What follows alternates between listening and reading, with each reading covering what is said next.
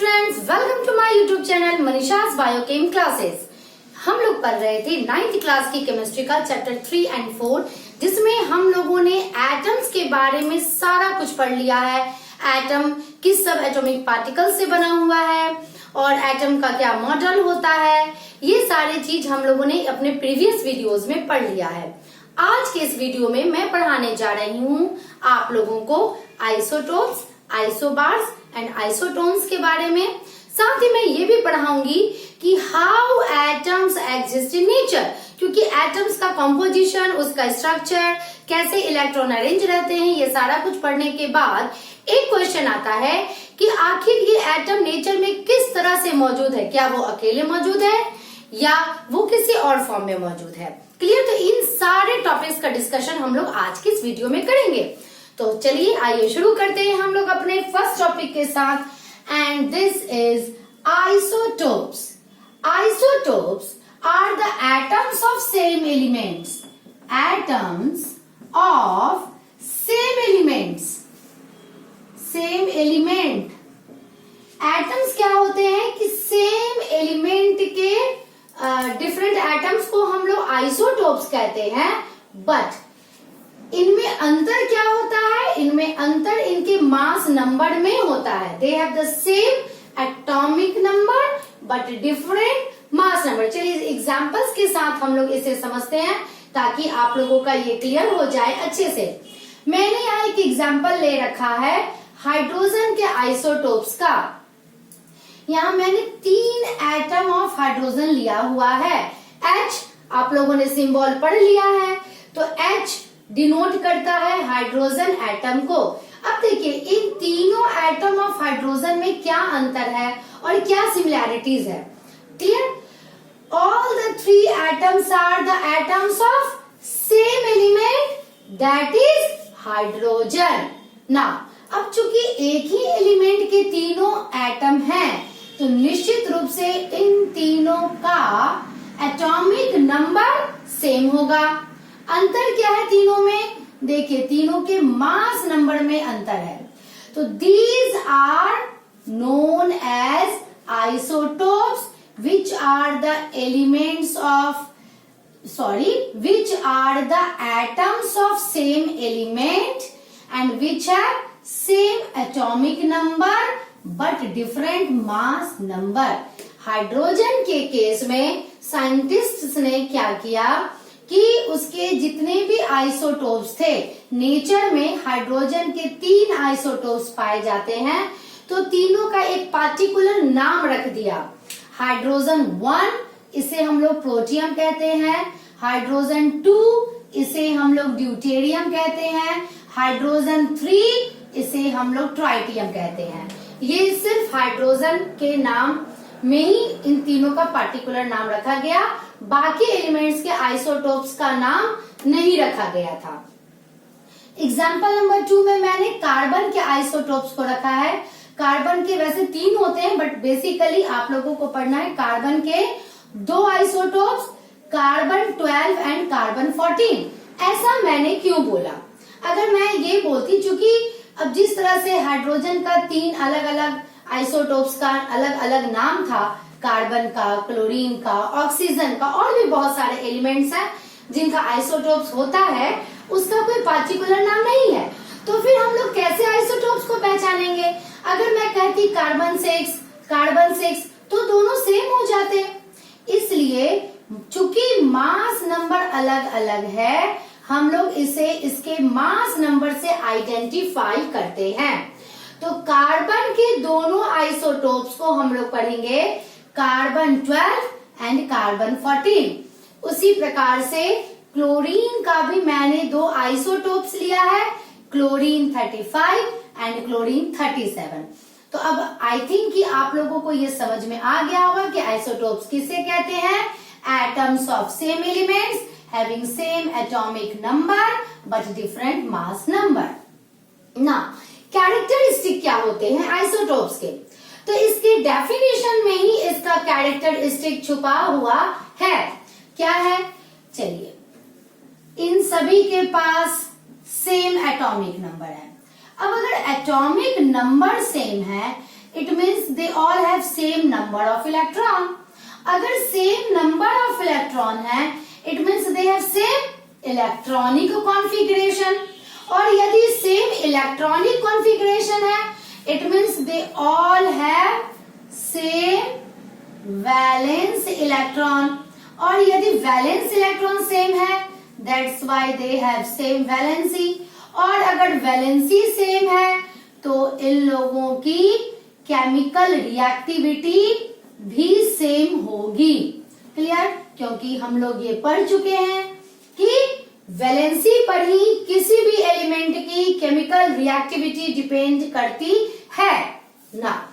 चूंकि mass number अलग अलग है सो इन लोगों की कुछ फिजिकल क्वांटिटी में, कुछ सारे फिजिकल क्वांटिटी की बात नहीं कर रही मैं, a little bit physical characteristic, physical properties में कुछ डिफरेंस आ जाता है, यानी they are differ in physical properties. A little bit physical property इनका अंतर रहता है, बहुत ज्यादा चेंज इनका नहीं होता है। तो these are the characteristics of isotopes.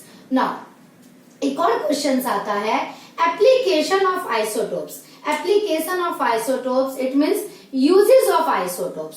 तो आइसोटोप्स का इस्तेमाल हम लोग अपने जनरल लाइफ में, अपने डेली लाइफ में, not in our daily life, medical lines में हम लोग इसका इस्तेमाल करते हैं। कहाँ कहाँ करते हैं? तो जितने भी आइसोटोप्स का हम लोग इस्तेमाल करते हैं वो होते हैं रेडियो एक्टिव आइसोटोप्स। वो सारे के सारे रेडियो एक्टिव आइसोटोप्स होते हैं। रेडियो एक्टिव मैं पहले भी बता चुकी हूं, वैसे एलिमेंट्स को कहा जाता है जिनकी एटम से कुछ रेडिएशंस निकलते रहते हैं। ये रेडिएशंस अल्फा भी हो सकते हैं, बीटा भी हो सकते हैं, गामा भी हो सकते हैं। 3 तरह के रेडिएशंस निकलते हैं। अलग अलग एलिमेंट से अलग अलग प्रकार के रेडिएशंस निकलते हैं। क्लियर? इसके बारे में डिटेल आप लोगों को अभी नहीं पढ़ना है, +2 में पढ़ना है। सिर्फ इतना समझ लीजिए, रेडियो एक्टिव एलिमेंट्स उस एलिमेंट को कहते हैं जिसके एटम से कुछ रेज निकलते रहते हैं। ये रेज 3 प्रकार के होते हैं, जिसके विषय में अल्फा रेडिएशंस के बारे में मैंने अपने लास्ट वीडियो में, पहले प्रीवियस वीडियो में मैंने आपको बताया था।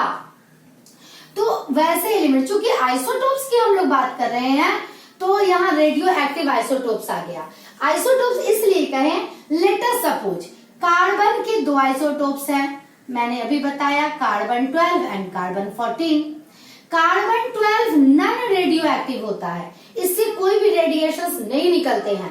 But carbon 14 it is also isotope of carbon but it is radioactive, इससे रेडिएशंस निकलते हैं। That's why I have written radioactive isotopes. ना तो इस रेडियो एक्टिव आइसोटोप्स का कहाँ कहाँ इस्तेमाल होता है, इसके कुछ एग्जाम्पल्स आप लोगों को पढ़ने हैं। जैसे चलिए, पहला कार्बन 14। कार्बन 14 का इस्तेमाल होता है to determine the age of fossils. आज के डेट में अगर कोई फॉसिल्स हम लोगों को मिला तो उसके एज का पता लगाते हैं हम लोग कार्बन 14 के द्वारा, क्योंकि हर एक लिविंग की बॉडी में कार्बन 14 होते ही होते हैं। इसका डिटेल आप लोगों को 10th क्लास में बायो में पढ़ना है।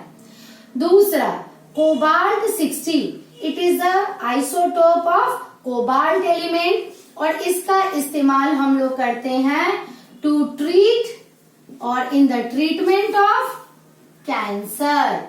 कैंसर की बीमारी में इस कोबाल्ट 60 का इस्तेमाल किया जाता है कैंसरस सेल को मारने में। उसी तरह से एक आइसोटोप्स है आयोडीन 131। आयोडीन का ये आइसोटोप्स है और इसका इस्तेमाल मेडिकल लाइन में किया जाता है to check function of thyroid. इससे थायराइड ग्लैंड के फंक्शन को पता लगाया जाता है कि थायराइड ग्लैंड हमारा ठीक से काम कर रहा है या नहीं। And the fourth which you have to study, uranium 235, it is the isotope of uranium, और इसका इस्तेमाल हम लोग करते हैं न्यूक्लियर रिएक्टर में। इट मीन्स एटम बम जो बनता है वो इसी के द्वारा बनता है। न्यूक्लियर रिएक्टर में न्यूक्लियर एनर्जी को जो निकालने का काम होता है वो यूरेनियम 235 से होता है। इसका भी डिटेल आप लोगों को 10th क्लास के फिजिक्स में पढ़ना है ना। तो इस तरह से आई थिंक आप लोगों का आइसोटोप्स क्लियर हो गया। The second term is isobars. चलिए मैं इसे एग्जाम्पल से ही बताती हूँ। मैंने यहाँ एग्जाम्पल ले रखा है। ये एक कैल्शियम का एटम है, ये आर्गन का एटम है। तो these are the atoms of different element. Clear? चूंकि डिफरेंट एलिमेंट्स के एटम हैं, इसलिए इनका एटॉमिक नंबर तो निश्चित रूप से डिफरेंट ही होगा। तो once again I repeat, the atoms of different elements having different atomic number but same mass number. It means इन दोनों में न्यूट्रॉन की मात्रा कुछ इस तरह से हो गई कि ये इनका मास नंबर सेम हो गया। तो इसे हम लोग कहते हैं आइसोबार्स। जैसे calcium and argon are isobar. Clear? The third topic is isotones. Isotones also atoms of different element. देखिए मैंने लिया है कार्बन, नाइट्रोजन, ऑक्सीजन। चूंकि डिफरेंट एलिमेंट्स के एटम हैं, तो निश्चित रूप से इन तीनों का एटॉमिक नंबर भी डिफरेंट होगा। तो these are the atoms of different elements having different atomic number. और यहां हम लोग क्या देख रहे हैं? They also have different mass number. Then how they are related with each other. फिर क्या रिलेशन है इन लोगों में? चलिए इसमें हम लोग नंबर ऑफ न्यूट्रॉन निकालते हैं। अगर न्यूट्रॉन की संख्या निकाली जाए तीनों में, तो न्यूट्रॉन निकालने के लिए हम लोग क्या करते हैं? मास नंबर से एटॉमिक नंबर को सब्सट्रैक्ट करते हैं। ये हम लोगों ने प्रीवियस वीडियो में पढ़ रखा है। आया 8, 15 माइनस 7 आया 8, 16 माइनस 8 आया 8। क्लियर?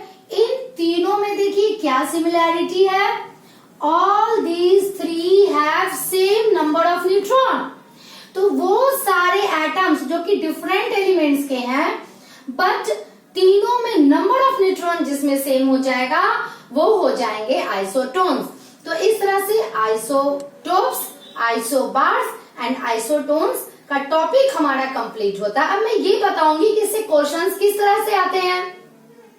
आइदर आपसे इन तीनों के डेफिनेशंस पूछे जाएंगे, तीनों के एग्जाम्पल्स पूछे जाएंगे, वो तो आप रट्टा मार लोगे। एप्लीकेशंस ऑफ आइसोटोप्स पूछे जा सकते हैं। इन दोनों का कोई एप्लीकेशंस आप लोगों को नहीं पढ़ना है। इसके कैरेक्टरिस्टिक आइसोटोप्स के पूछे जाएंगे। अब एक ट्विस्टेड क्वेश्चन जो टीचर्स अक्सर पूछ लेते हैं, वो इस तरह से देते हैं। लेटर सपोज उन्होंने कोई एक एलिमेंट दे दिया। लेटर सपोज उन्होंने दिया एलिमेंट ए, बी, सी, डी, 4 एलिमेंट हैं, नाम हमें नहीं पता। क्लियर? और ये क्या करेंगे ना कि चारों का एटॉमिक नंबर और मास नंबर डिनोट कर देंगे। चलिए मैं डिनोट कर देती हूँ, कुछ भी 20 समथिंग कुछ भी मैं डिनोट कर देती हूँ।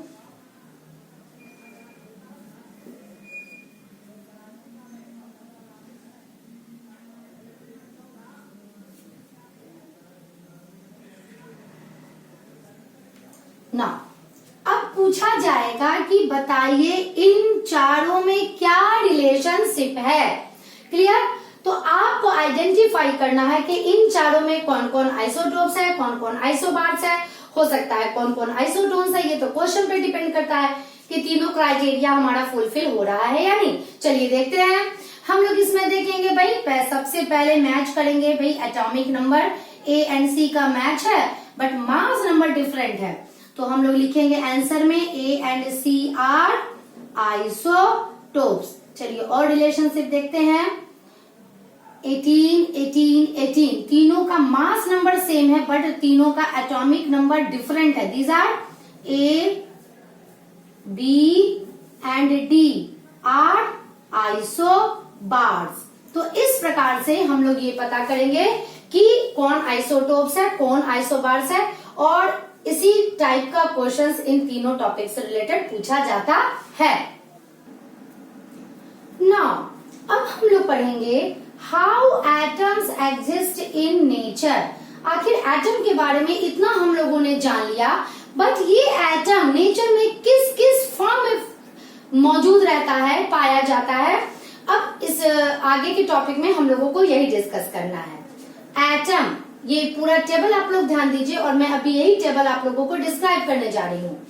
एटम ये इलेक्ट्रिकली न्यूट्रल होता है, इट मीन्स इस पे कोई चार्ज नहीं होते हैं, ये हम लोगों को पता है। ये एटम नेचर में 2 फॉर्म्स में मौजूद रहता है। नंबर 1 इज मॉलिक्यूल, ये मॉलिक्यूल भी न्यूट्रल होता है। नंबर 2 इज आयंस, ये चार्ज पार्टिकल्स होते हैं। मॉलिक्यूल्स भी 2 फॉर्म में रहते हैं, molecules of element and molecules of compound. और ये आयंस भी 2 टाइप्स के होते हैं, केटायन एंड एनायन। तो अब हम लोग इसे ही समझने जा रहे हैं। तो number 1 molecule. Now molecule neutral होते हैं, ये तो अभी हम लोगों ने पढ़ लिया। तो मॉलिक्यूल कैसे होते हैं? न्यूट्रल होते हैं। और ये किस चीज से बने होते हैं? ये बने हुए होते हैं 2 और मोर एटम से, यानी 2 या 2 से ज्यादा एटम्स आपस में कंबाइन करके बनाते हैं मॉलिक्यूल। ना ये स्मॉलेस्ट पार्टिकल होते हैं किसी भी सब्सटेंस का, smallest particle of any substance. अब तो आप लोग कहोगे कि मैम आपने तो पहले पढ़ाया था कि atom is the smallest particle of any substance, अचानक से ये चेंज कैसे हो गया कि molecules are the smallest particle of substance? Yes, molecules are smallest particle of any substance which shows its property, जो उसकी प्रॉपर्टी रखता है। चलिए मैं इसे एक्सप्लेन करती हूँ। लेट अस सपोज मैंने कहा वाटर, आप लोगों के दिमाग में इसका मॉलिक्यूलर फॉर्मूला आ गया होगा H2O, क्योंकि ये बचपन से हम लोग सुनते आ रहे हैं ना। ये वाटर किस किस एटम को मिला के बना है? चलिए देखते हैं किस किस एटम्स को मिला के बना है। It is molecule of water, ये वाटर का मॉलिक्यूल है। और क्योंकि ये न्यूट्रल है और ये 2 से ज्यादा एटम्स को मिला के बना है, इट मीन्स 2 एटम हाइड्रोजन के, 1 एटम ऑक्सीजन के, 3 एटम को मिला के बना है। That's why it is molecule. तो ये हाइड्रोजन एटम से बना है और ये ऑक्सीजन एटम से भी बना है। क्या हाइड्रोजन एटम की प्रॉपर्टी से वाटर की प्रॉपर्टी मिलती है? नहीं। क्या ऑक्सीजन एटम से वाटर की प्रॉपर्टी मिलती है? नहीं। इसका अपना एक प्रॉपर्टी होता है, क्लियर। लेकिन 1 मॉलिक्यूल ऑफ वाटर की जब मैं बात करूं तो इसमें वो सारे गुण होंगे, इसमें वो सारी प्रॉपर्टी होगी जो 1 चम्मच पानी में या 1 बाल्टी पानी में या नदी के पानी में या समुद्र के पानी में होगी, क्लियर। यानी कि this 1 molecule of water is the smallest particle of water which shows the property of water. Is that clear? तो मॉलिक्यूल न्यूट्रल होता है, ये 2 या 2 से ज्यादा एटम्स को कंबाइन करके बनता है, उनके बीच में बॉन्ड बना के बनता है, या फिर वो लोग साथ साथ रहते हैं। साथ में ये स्मॉलेस्ट पार्टिकल होता है किसी भी सब्सटेंस का जो उस सब्सटेंस की प्रॉपर्टी को शो करता है ना। अब इसके टाइप्स हम लोग पढ़ेंगे कि कितने प्रकार के मॉलिक्यूल्स होते हैं। Number 1 is molecule of element, इसे हम लोग होमो एटॉमिक भी कहते हैं।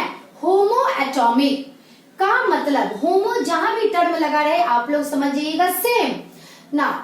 तो ये होमो एटॉमिक होते हैं, इट मीन्स इसके जितने भी मॉलिक्यूल्स हैं वो सारे के सारे same type of element, same type of atom को मिला के बनते हैं। जैसे H2, it is molecule of hydrogen. यहाँ बेटा मैंने 2 लिखा, it not denote atomic number, clear. आप ये नहीं सोचना कि अचानक से हाइड्रोजन का एटॉमिक नंबर 1 से 2 हो गया। ये जब मॉलिक्यूल की हम लोग बात करते हैं तो मॉलिक्यूल में नीचे जो भी डिजिट लिखे जाएं वो शो करता है नंबर ऑफ एटम, यानी ये हाइड्रोजन का मॉलिक्यूल बना हुआ है 2 एटम ऑफ हाइड्रोजन से ना। एक और अंतर होता है, अगर एटॉमिक नंबर हम लिखते हैं तो उसे आइदर राइट हैंड साइड भी लिख सकते हैं, उसे हम लोग लेफ्ट हैंड साइड भी लिख सकते हैं, बट इसे हमेशा राइट हैंड साइड ही लिखा जाता है। इसलिए डोंट बी कंफ्यूज एनीबॉडी। ये मॉलिक्यूल लिखते समय डिजिट यहाँ पर जो लिखे जाते हैं ये शो करते हैं number of atom present in this molecule. तो ये हाइड्रोजन का मॉलिक्यूल है जिसमें 2 एटम मौजूद हैं। क्लियर? ये नाइट्रोजन का मॉलिक्यूल है, ये सल्फर का मॉलिक्यूल है, ये फास्फोरस का मॉलिक्यूल है एंड सो ऑन। ठीक है, ऐसे बहुत सारे ऑक्सीजन है, क्लोरीन है, बहुत सारे हैं ना। तो मॉलिक्यूल ऑफ एलिमेंट, इसको होमो एटॉमिक इसलिए कहते हैं क्योंकि देखिए इसमें दोनों एटम हाइड्रोजन के हैं, दोनों एटम ऑक्सीजन के हैं, ये 8 एटम से मिला के ये मॉलिक्यूल बनता है, बट 8 एटम सल्फर के हैं, 4 एटम फास्फोरस के हैं, इसीलिए इसे होमो एटॉमिक कहते हैं ना। मॉलिक्यूल ऑफ एलिमेंट को 3 ग्रुप में कैटेगराइज किया गया है। नंबर 1 ग्रुप होते हैं नोबल मॉलिक्यूल। नोबल मॉलिक्यूल जो कि लड़ाई झगड़ा नहीं करते, यानी कि कोई भी रिएक्शन नहीं करते, और ये सारे आते हैं नोबल एलिमेंट। इस नोबल एलिमेंट के बारे में हम लोगों ने पढ़ रखा है, जिसकी वैलेंसी होती है 0, और इसके एग्जांपल्स क्या क्या थे? हीलियम था, आर्गन है, नियॉन है, जेनन है, क्रिप्टन है। आपने अभी फिलहाल 3 ही पढ़ रखा है, जिसकी वैलेंसी 0 है। ये नोबल एलिमेंट्स होते हैं, ये कभी भी रिएक्शन नहीं करते हैं। क्लियर? और इसे जब भी हम लोग लिखेंगे इसके मॉलिक्यूल को, तो कभी इस तरह से हाइड्रोजन की तरह He2 नहीं लिख सकते, इसे HeArNe इसी तरह से हम लोग डिनोट करेंगे ना। ग्रुप नंबर 2, ये वो सारे मॉलिक्यूल, वो सारे एलिमेंट्स होते हैं जो डिस्क्रीट मॉलिक्यूल बनाते हैं, जो डिफरेंट टाइप्स ऑफ मॉलिक्यूल्स बनाते हैं। ठीक है? इट मीन्स नेचर में ये इसी फॉर्म में मौजूद रहते हैं जो हम लोगों ने अभी पढ़ा, H2N2, ये सारे जो अभी हम लोगों ने पढ़ा, ये डिस्क्रीट मॉलिक्यूल फॉर्म करते हैं। ठीक है? तो वैसे एलिमेंट जो कि डिस्क्रीट मॉलिक्यूल फॉर्म करते हैं, उसे हम लोगों को हमेशा ऐसे ही डिनोट करना पड़ता है। लेट अस सपोज किसी केमिकल रिएक्शन में हम लोगों को हाइड्रोजन लिखना हो, तो हम लोग वहां पर H नहीं लिख सकते हैं, वहां हम लोगों को रिएक्शन में H2 लिखना पड़ेगा, जब तक ये डिनोट ना किया जाए कि वो 1 एटम ऑफ हाइड्रोजन है ना। थर्ड क्राइटेरिया क्या है? कुछ ऐसे एलिमेंट होते हैं जैसे मेटल्स, जो भी मेटालिक एलिमेंट होते हैं, ये एग्रीगेटेड फॉर्म में रहते हैं। इट मीन्स जैसे सोडियम की बात मैं कर रही हूँ, जैसे सोडियम एक जगह इकट्ठा होकर के ये लोग रहता है हमेशा, ये कोई बॉन्ड नहीं बनाते हैं, और इसकी संख्या फिक्स भी नहीं होती है। जितना अमाउंट लिया उतना सोडियम हमारे पास। लेट अस सपोज अगर ये सोडियम है, हो सकता है इसमें 1 बिलियन हो सोडियम का एटम। अगर मैंने इतना बड़ा सोडियम लिया, हो सकता है इसमें 50 बिलियन हो सोडियम का एटम। क्लियर? तो ये एग्रीगेट होते हैं, it depends upon its size, कि कितने साइज का हमने मेटल लिया है। ये आपस में बॉन्ड भी नहीं बनाते हैं, सिर्फ एग्रीगेट फॉर्म में एक साथ इकट्ठा होके रहते हैं, इसलिए इसे रिप्रेजेंट किया जाता है जस्ट लाइक नोबल गैस की तरह। यहाँ पे हम लोग सिंबल में Na2 नहीं लिख सकते, ठीक है, Na10 भी नहीं लिख सकते, या जैसे मैंने कहा कि भाई 10 बिलियन है, वो भी नहीं लिख सकते। क्यों नहीं लिख सकते? क्योंकि एक जगह जब ये इकट्ठा है तो इनकी संख्या कोई फिक्स नहीं है। बट H2N2 नेचर में ये अपना 2 एटम ही मिलकर आपस में रह रहा है, इसमें 2 एटम मिलकर आपस में रह रहा है, सल्फर का 8 एटम मिलकर आपस में रह रहा है।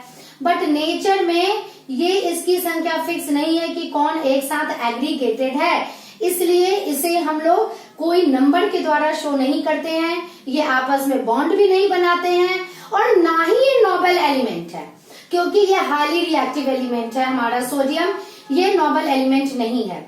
तो इस तरह से मॉलिक्यूल ऑफ एलिमेंट को 3 ग्रुप में डिवाइड किया गया था। नोबल, डिस्क्रीट एलिमेंट जो कि वैसे एलिमेंट जो कि डिस्क्रीट मॉलिक्यूल बनाते हैं, और मेटालिक एलिमेंट जो कि ना तो नोबल है और ना ही वो डिस्क्रीट मॉलिक्यूल बनाते हैं। Clear?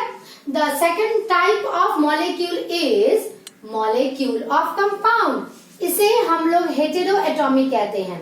Hetero atomic it means ये डिफरेंट टाइप्स ऑफ एटम्स को मिला के बनते हैं।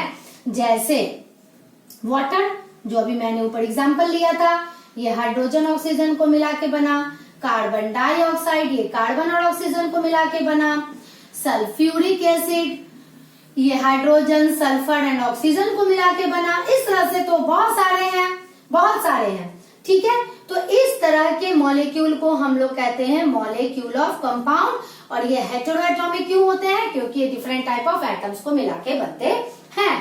नाउ मॉलिक्यूल्स, दोनों टाइप की मॉलिक्यूल्स में हम लोगों को पढ़ना है atomicity. What is it? Is very easy. Atomicity यानी number of atoms present in a molecule. Present in a molecule. Clear? जैसे मैंने कहा चलो भाई H2 में कितने एटम है? 2।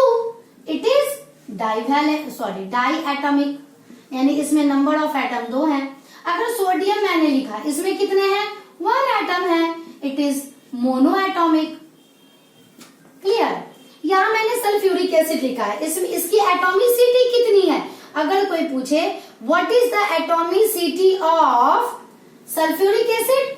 2 हाइड्रोजन के, 1 सल्फर के, 4 ऑक्सीजन के, 4 2 6 1 7। इसकी एटॉमिसिटी है 7। Clear? This is atomicity. Molecules clear होने के बाद जो सेकेंड टाइप है जिसके द्वारा एटम इस नेचर में एग्जिस्ट करता है वो है आयन। एटम न्यूट्रल था, मॉलिक्यूल भी न्यूट्रल था, बट ये आयन क्या होते हैं? इलेक्ट्रिकली चार्ज होते हैं। मैं फिर से एक बार रिवीजन आप लोग को करा दूं कि कोई भी एटम न्यूट्रल होता है। क्यों होता है? जबकि उसमें चार्ज पार्टिकल्स होते हैं, उसमें इलेक्ट्रॉन होता है जिसके ऊपर निगेटिव चार्ज होते हैं, उसके ऊपर प्रोटॉन होता है जिसके ऊपर पॉजिटिव चार्ज होते हैं, बट ये न्यूट्रल होता है। क्यों होता है? Because there is number of electron is equal to number of proton, यानी जितने निगेटिव चार्ज है उतने ही पॉजिटिव चार्ज है, इसलिए कोई एटम न्यूट्रल होता है। क्लियर? ना एक और बात मैं रिवीजन आप लोग को करा दूं, हालांकि ये पढ़ाया हुआ है। किसी भी एटम में जितने भी प्रोटॉन है, लेट अस सपोज जिसके पास 10 प्रोटॉन है, वो तो अंदर न्यूक्लियस के अंदर है। न्यूट्रॉन से चार्ज का कोई संबंध नहीं होता है, हाँ मास का संबंध होता है। तो जितने भी प्रोटॉन है यानी जितने भी प्लस चार्ज है, लेट अस सपोज कोई एक एटम है जिसके पास 10 पॉजिटिव चार्ज है, तो ये तो न्यूक्लियस के अंदर है, ये ना कहीं जा सकता है ना कहीं से प्रोटॉन इसके अंदर आ सकता है। बट इसके जितने भी 10 इलेक्ट्रॉन्स हैं वो तो अलग अलग ऑर्बिट में, अलग अलग शेल में घूम रहे हैं स्वतंत्र रूप से, और उसमें भी सबसे ज्यादा जो वैलेंस इलेक्ट्रॉन होते हैं वो कहीं भी जा सकते हैं, कैन गो एनीवेयर, और कहीं से भी आ सकते हैं, कैन कम फ्रॉम एनीवेयर। ठीक है, कहीं भी जा सकते हैं, कहीं से भी आ सकते हैं। तो ये जो इलेक्ट्रॉन जाता है, इलेक्ट्रॉन आता है, उसके कारण ही चार्ज होते हैं। It is very important line, क्योंकि आप लोगों का ये फिजिक्स में भी काम आने वाला है। किसी भी ऑब्जेक्ट पर चार्ज किस पर डिपेंड करता है? प्रोटॉन पे नहीं, न्यूट्रॉन पे नहीं, डिपेंड करता है इलेक्ट्रॉन पे। एनी चार्ज किसी भी ऑब्जेक्ट पे आए, it depends upon electron. Electron ही वो रिस्पॉन्सिबल पर्सन है जो कि चार्ज के लिए रिस्पॉन्सिबल होता है। इससे प्रोटॉन का कोई संबंध नहीं है, क्योंकि जब अभी हम लोग पढ़ेंगे आयंस का टाइप तो उसमें ये क्लियर हो जाएगा कि प्रोटॉन का तो कोई वैल्यू ही नहीं है चार्ज के मामले में। इलेक्ट्रॉन गया तो पॉजिटिव, इलेक्ट्रॉन आया तो निगेटिव चार्ज चढ़ गया। तो विच सब atomic particle is responsible for charge on any substance? This is only and only electron.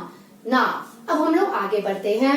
Ions, चूंकि दुनिया में दो तरह के ही चार्ज हैं, पॉजिटिव एंड निगेटिव, तो वैसे एटम जिस पर आइदर पॉजिटिव चार्ज चढ़ गया हो या वैसे एटम जिस पे निगेटिव चार्ज चढ़ गया हो, उसे हम लोग आयंस कहते हैं। या वैसे ग्रुप ऑफ एटम्स जिस पे पॉजिटिव चार्ज हो या जिस पे निगेटिव चार्ज हो, उसे हम लोग आयंस कहते हैं। ना, अब आयंस कितने तरह के होते हैं? क्योंकि दो ही तरह के चार्ज हैं, तो निश्चित रूप से दो ही तरह के आयंस होंगे। Number 1 is cation. Cation, it is positively charged ion. Positively charged ions. Clear? अब ये मैं समझाने जा रही हूं कि ये कैटायन कैसे बनता है, और इसे आप लोग बहुत ध्यान से देखिएगा, कॉन्सेप्ट क्लियर हो जाएगा, फिर आप लोगों को समझने में दिक्कत नहीं होगी। चलिए, लेट अस सपोज, मैं एक एग्जांपल लेती हूँ, कोई भी एलिमेंट ले लिया ना, कोई भी नहीं, चलिए मैं एक एग्जांपल ले लेती हूँ खुद से। लेट अस सपोज एक एलिमेंट है ए, इसका एटॉमिक नंबर है 11। Clear? It is atom of A का एक एटम है। चलिए, इसका इलेक्ट्रॉनिक कॉन्फ़िगरेशन हम लोग लिखते हैं 2 8 1। ये हम लोग लिखना सीख चुके हैं ना। अब ये क्या करता है, आखिर ये मैंने पहले वीडियो में अपना बता चुका है आप लोगों को, कि मैंने बता रखा है कि कोई भी इलेक्ट्रॉन को लूज क्यों करता है, कोई भी इलेक्ट्रॉन को गेन क्यों करता है? To acquire its nearest noble gas electronic configuration. और इसीलिए कोई भी एटम बॉन्ड बनाता है, कोई भी एटम आयंस बनाता है ना। तो इसके नजदीक का जो भी रहे, इट डजंट मैटर। किसी कारण से, अभी मैं आपको स्टोरी टाइप का सुना रही हूं ताकि आप लोगों का कॉन्सेप्ट क्लियर हो जाए। किसी कारण से अगर इसे एक इलेक्ट्रॉन देना पड़ जाए, लूज करना पड़ जाए, यहाँ माइनस मैंने लगाया है फॉर लूज, यहाँ माइनस लगाया है इलेक्ट्रॉन के निगेटिव चार्ज को शो करने के लिए। तो अब इसका एटॉमिक नंबर वही रहेगा, क्योंकि it also depends upon the number of proton. ये आप लिखिए, नहीं लिखिए कोई दिक्कत नहीं, लेकिन एक इलेक्ट्रॉन लूज करेगा तो एक प्लस चार्ज हो जाएगा, and this is a ion इसे कहेंगे। और इसका इलेक्ट्रॉनिक कॉन्फ़िगरेशन, चूंकि इसने एक इलेक्ट्रॉन लूज कर दिया तो एक इलेक्ट्रॉन तो नहीं रहेगा, इसका इलेक्ट्रॉनिक कॉन्फ़िगरेशन ऐसे आएगा। तो ये भी एक इम्पॉर्टेंट टॉपिक है, क्योंकि लिखने के लिए आता है क्वेश्चंस में। कोई एक एलिमेंट दे दिया जाएगा, उसके एटम का इलेक्ट्रॉनिक कॉन्फ़िगरेशन आप लिखिए, फिर उसके आयन का इलेक्ट्रॉनिक कॉन्फ़िगरेशन लिखिए। अब इस पर चार्ज कैसे चढ़ा?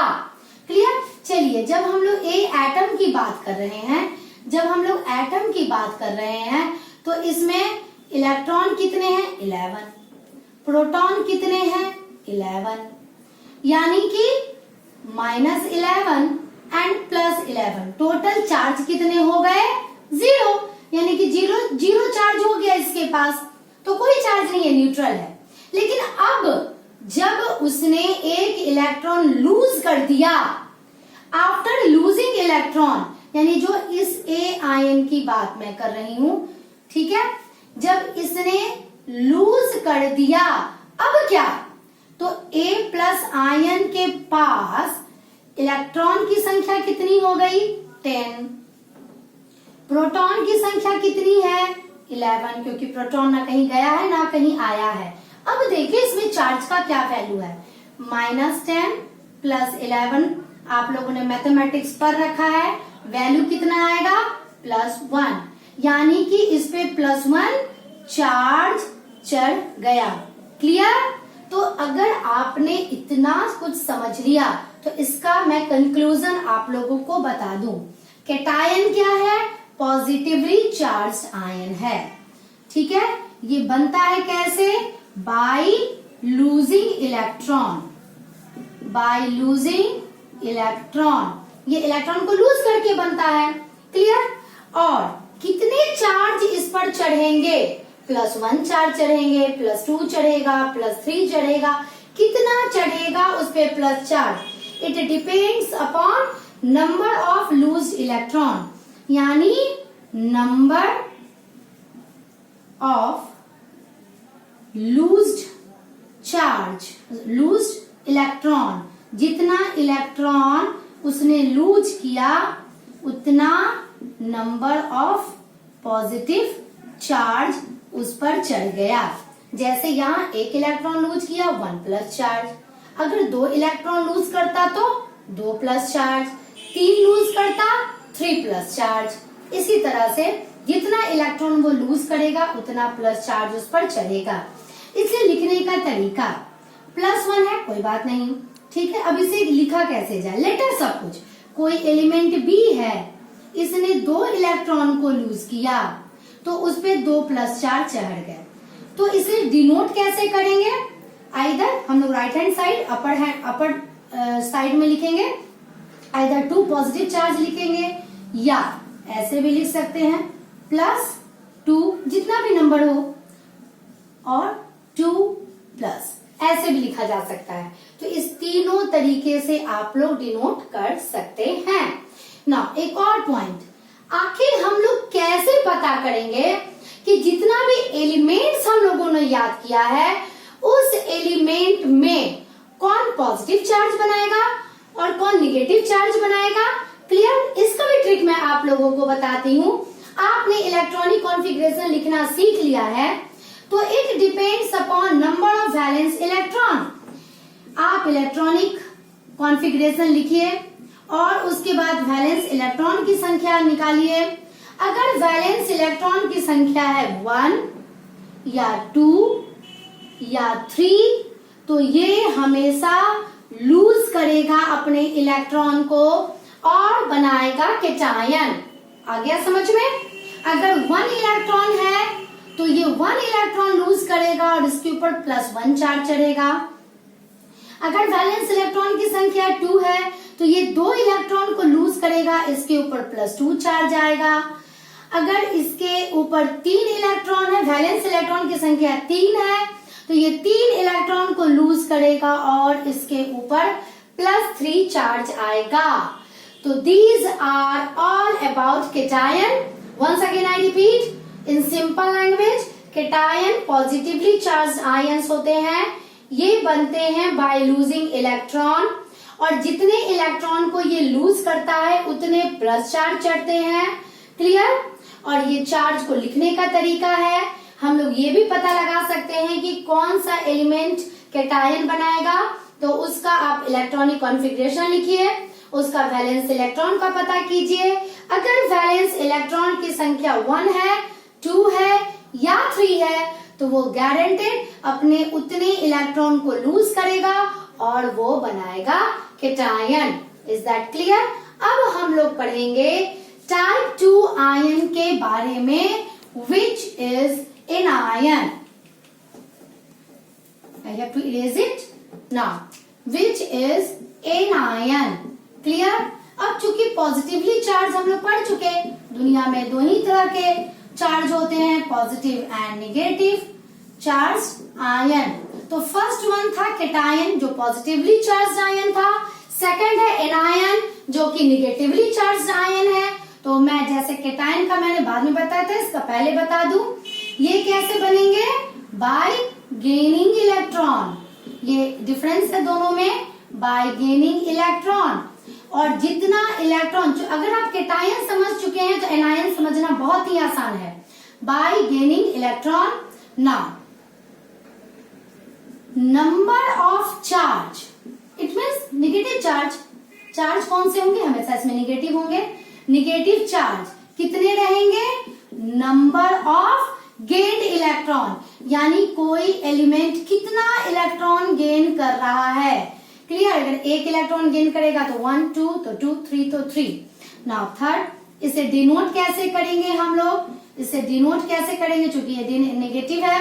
लेट अस सपोज कोई एलिमेंट है C, क्लियर, और इसके ऊपर नेगेटिव चार्ज है 3, तो इसे हम लोग आइदर +3 भी लिख सकते हैं, +3 भी लिख, सॉरी इट्स अ ब्लंडर, -3 भी लिख सकते हैं एंड 3 माइनस भी लिख सकते हैं।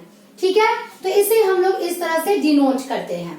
नाउ अब कौन से एलिमेंट बनाएगा एनायन, तो उसमें फिर आप उसका इलेक्ट्रॉनिक कॉन्फ़िगरेशन लिखिए, उसके वैलेंस इलेक्ट्रॉन का पता कीजिए।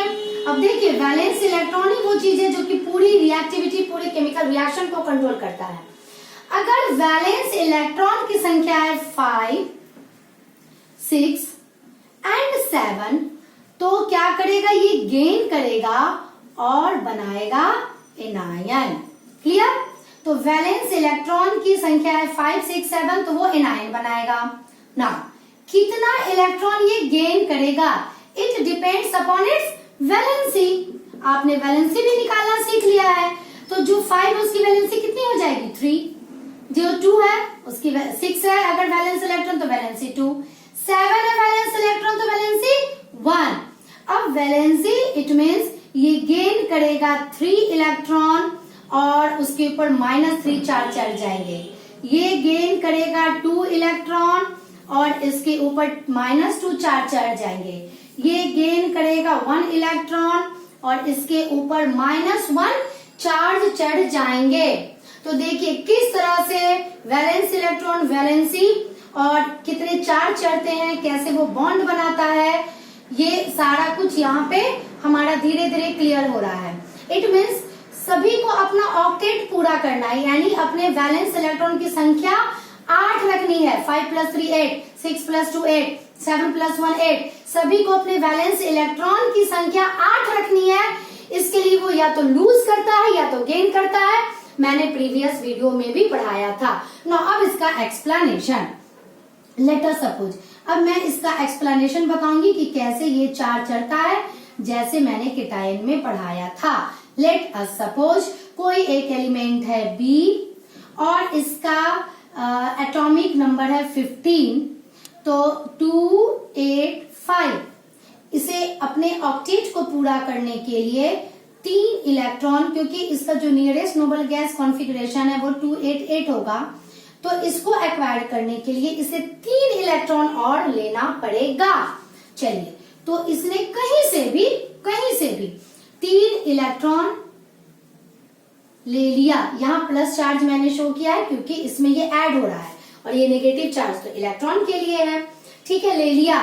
तो अब ये चूंकि 3 इलेक्ट्रॉन इसने लिया, इसके ऊपर 3 नेगेटिव चार्ज चढ़ जाएंगे और ये हो जाएगा अब हमारा बी आयन।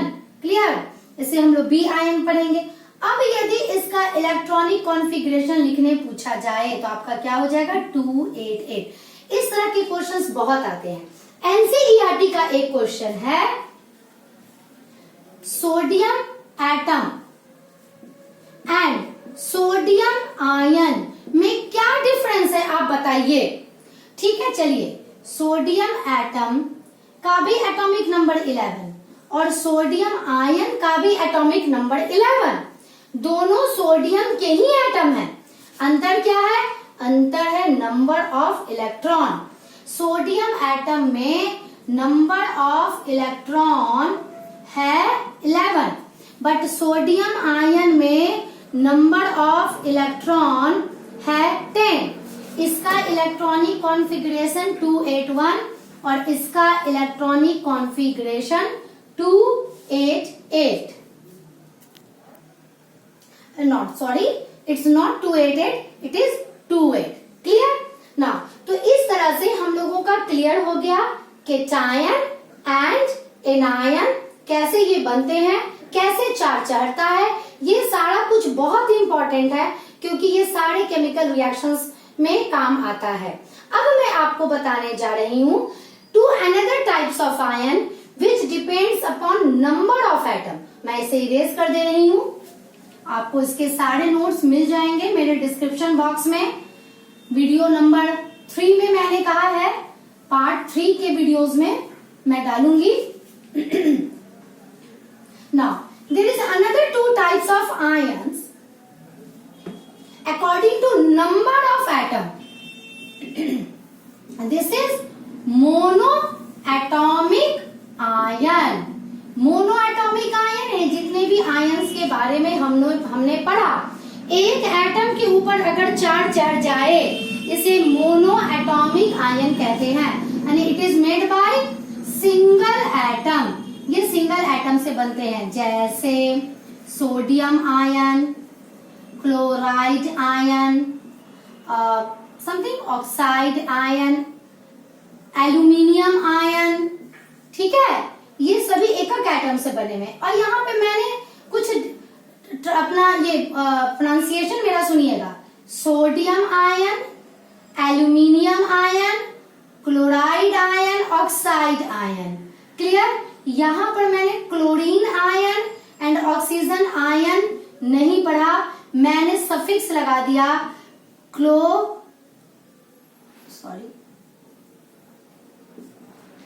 क्लोराइड, ऑक्साइड, मैंने सफिक्स लगाया आईडीई-आइड। क्लियर? अगर कहीं भी लिखा हुआ हो मोनो एटॉमिक आयन के साथ आईडीई-आइड, इट मीन्स ये डिनोट करता है कि ये हमारा नेगेटिव आयन है। क्लियर?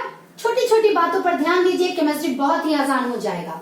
तो ये था mono atomic ion. And the next one is poly atomic ion. It means नाम से ही पता चल रहा है, पॉली इट मीन्स मेनी। तो ये मेनी एटम्स को मिला के अगर आयन बना है, यानी कि कुछ ग्रुप ऑफ एटम्स हैं और यदि उसके ऊपर चार्ज चढ़ जाते हैं उसे पॉली एटॉमिक आयन कहते हैं, जैसे sulphate ion, ammonium ion. Clear? तो ये सारे ऐसे बहुत सारे हैं, मैं अभी अपने नोट्स को आप लोगों को दिखाती हूँ। क्लियर? और मैं इसलिए दिखा रही हूँ, you have to learn polyatomic ion for next video. Next video में वो काम आने वाला है। सिंगल एटॉम के यानी जो मोनो एटॉमिक आयन है उसको निकालने का तो मैंने ट्रिक बता दिया, वैलेंस इलेक्ट्रॉन पे आधारित वो कैसे कैसे आयन्स बनाएंगे। बट जो पॉली एटॉमिक आयन है वो आपको याद करने पड़ेंगे। तो इस वीडियो में मैं पढ़ाऊंगी इतना ही, बट मैं अपने नोट्स का वो पेज आपको दिखाना चाहती हूँ और वो मैं नोट्स में अपने डाल भी दूंगी। आपका ये होमवर्क रहेगा कि आप इसे याद कर लीजिएगा। यही वो पेज है जो मैं अपने डिस्क्रिप्शन बॉक्स में डालूंगी, पेज नंबर 21। ये आई थिंक आप लोगों को क्लियर दिख रहा होगा। ठीक है, नाउ ये जो मैंने डाला है इसलिए क्योंकि बोर्ड पर उतना लिखना संभव नहीं है और ये आपको डिस्क्रिप्शन बॉक्स में मिल जाएगा। नाउ यहाँ पे मैंने 3 कॉलम बनाए हैं, मोनोवैलेंट, डाईवैलेंट, ट्राईवैलेंट, इसकी वैलेंसी 1, इसकी वैलेंसी 2 और इसकी वैलेंसी 3। क्लियर? और जितने भी पॉली एटॉमिक आयन है वो सब निगेटिव आयन है। सिर्फ एक ही पॉली एटॉमिक आयन है, अमोनियम आयन, जो इलेक्ट्रोपॉजिटिव पॉली एटॉमिक आयन होता है। इसे हम लोग कंपाउंड रेडिकल भी कहते हैं क्योंकि ये हमेशा कंपाउंड में ही पाए जाते हैं। तो ये सारा होमवर्क आप लोग याद कर लीजिएगा ताकि नेक्स्ट वीडियो में मैं मॉलिक्यूलर फार्मूला आप लोगों को लिखना बताऊंगी। And it is very important, बिना मॉलिक्यूलर फार्मूला लिखे हुए आप लोग इस चैप्टर में आगे भी नहीं बढ़ सकते हैं और ना ही 10th क्लास की केमिस्ट्री आप लोगों को समझ में आएगी। तो जो भी मैंने होमवर्क दिया है उस होमवर्क को पूरा कीजिए और नेक्स्ट वीडियो में नेक्स्ट टॉपिक के साथ मैं मिलती हूँ। Till then bye.